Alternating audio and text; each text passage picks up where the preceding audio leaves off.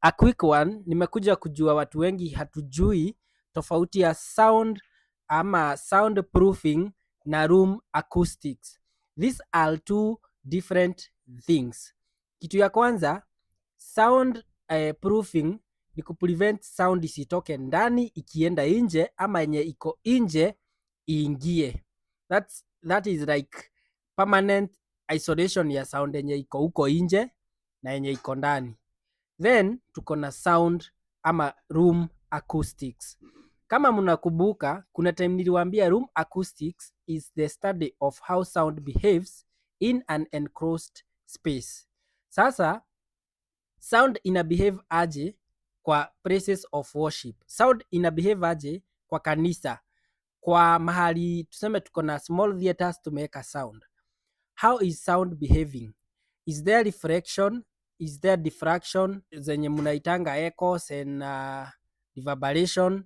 Yeah? We need to kill the natural reverb. We need to kill the natural echo. We need to completely remove echoes and reverberation. Hapo ndo room acoustics inaingilia, kwa sababu we have to do bass traps to enhance our subs inside the room.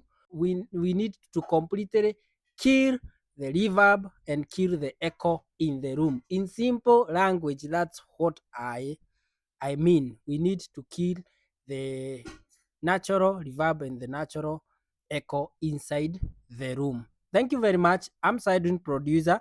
Kama mnahitaji kufanyiwa room acoustics yenye mnaita soundproofing, we are here and we are available 24 hours for that task.